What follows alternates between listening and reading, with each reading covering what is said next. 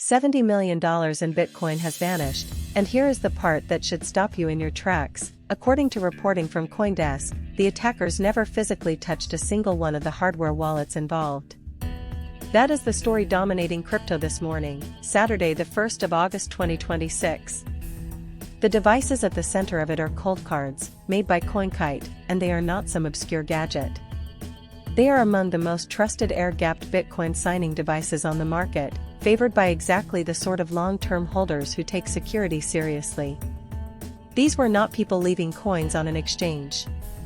These were people who did what the entire industry told them to do, moved their Bitcoin off platforms, into cold storage, and held their own keys. And they still lost the lot.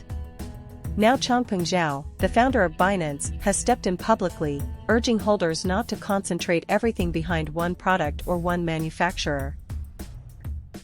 The number has moved, and it has only moved in one direction. Early estimates of the damage were considerably lower, but fresh on-chain analysis published by Galaxy has pushed the figure up to roughly $70 million, a revision reported this morning. That upward drift matters for two reasons. First, it tells you the affected set is broader than initially assumed, because blockchain forensics work by clustering addresses and tracing movement, and every new cluster linked to the same pattern adds to the total.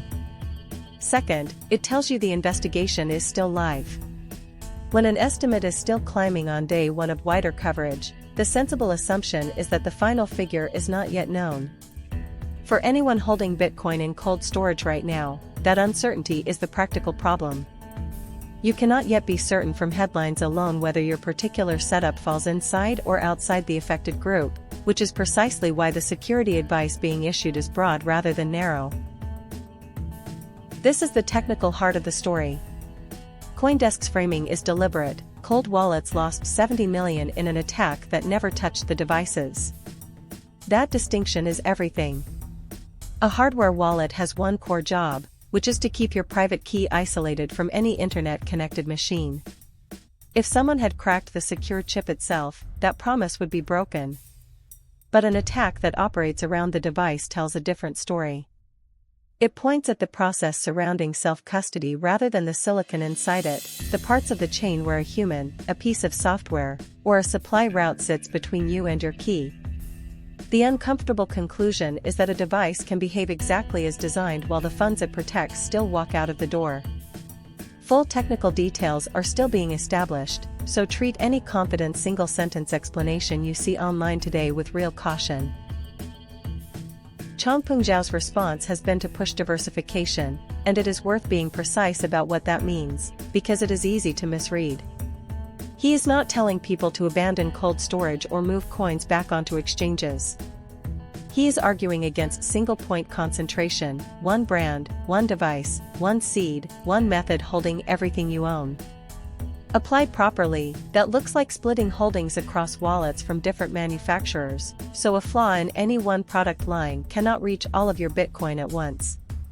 It also points towards multi-signature arrangements, where spending requires 2 or 3 separate keys held on separate hardware, ideally from separate makers and stored in separate places. The logic is the same logic that governs serious investing generally. You are not trying to predict which component fails. You are building a structure where the failure of any single component is survivable rather than total. The immediate impact is a crisis of confidence rather than a market crash. Cold storage has been the default answer for years, repeated after every exchange collapse: not your keys, not your coins. This weekend, thousands of ordinary holders are opening drawers and safes and asking a question they thought they had settled. Realistically, there are a few sensible things to do today. Check whether your specific device model and firmware are named in any official advisory from the manufacturer, and rely on the manufacturer's own channels rather than social media claims. Do not enter your seed phrase into anything, on any website or app, no matter how urgent the message sounds, because incidents like this reliably attract a second wave of phishing that harvests panicking users. If you have never verified that your recovery seed actually restores your wallet, that check is more valuable than any new purchase. This exploit is not landing in a quiet week. Russia has expanded its crypto mining ban to cover Moscow, with the restriction running through to 2032, according to reporting today. That is a long horizon, and it removes a substantial region from the legal mining map, adding to the picture of jurisdictions tightening rather than loosening their grip.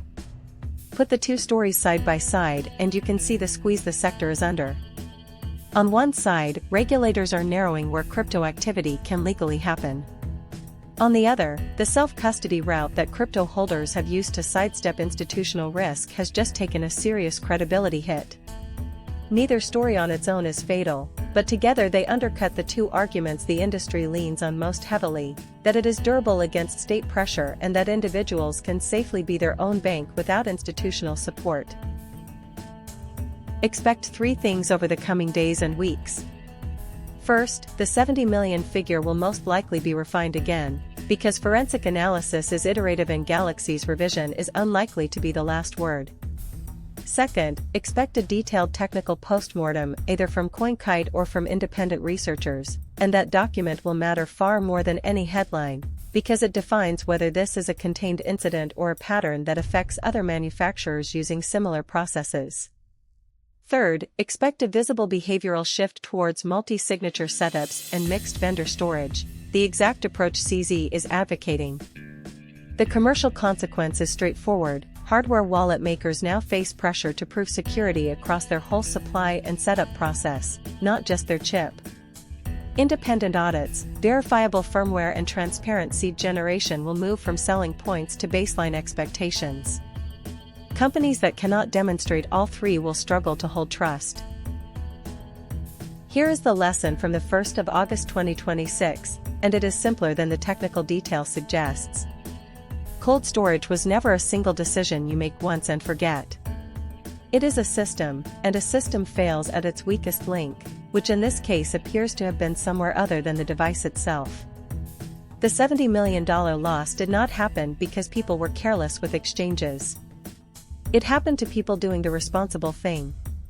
So diversify the way a professional would, across manufacturers, across methods, across locations, with a multi-signature arrangement if the sums justify the complexity. Never let one product, one seed or one assumption stand between you and everything you own. Verify your recovery process this weekend rather than next year, and treat any message asking for your seed phrase as an attack by default. If this helped, subscribe for daily crypto security coverage.